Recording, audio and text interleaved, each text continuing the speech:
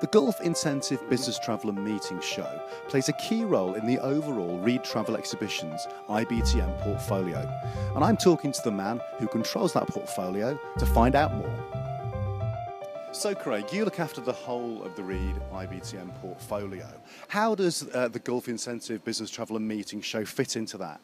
That's a great question, and we're here today in Abu Dhabi. This is our 7th time we've run GIBTM.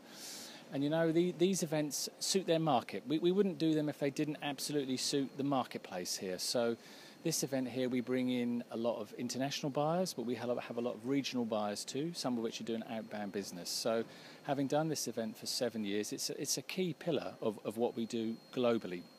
Of course, we have shows in Beijing, in Chicago, in Barcelona, in Australia, and so on and so forth.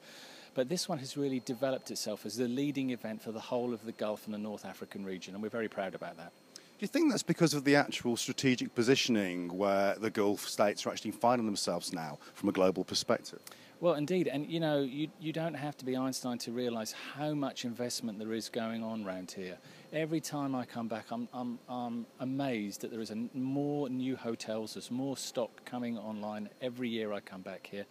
And you know, our meetings industry survey that we've done and we'll be revealing later today shows that this area is buoyant. It continues to be buoyant. You know, we've got lots of difficulties in Europe, haven't we? Not just the weather, but economically. And this area doesn't suffer from either of those two problems.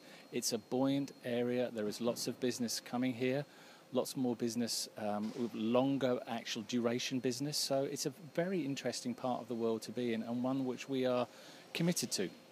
Now, with respect to the show itself, clearly it's a relatively expensive event to participate in, and even for visitors who have to travel, even if it's just from the Gulf states, but of course people come here from across the globe. How do they get the return on investment from a show like this? Well, of course, every event we have to prove return on investment, and if we didn't, this show and none of our shows would continue. And of course, people do see that. They're prepared to pay. I think most people are prepared to pay something as long as they see value. And this show is no different. They absolutely get the value from participating here. Now, it's positioned within Abu Dhabi. This is obviously one of the bastions of the UAE. What's the decision behind the actual choice of location? And obviously, this is a fantastic venue, so I suppose it's a bit of a no-brainer on that side. But when you were looking to set the show up, what were you looking for?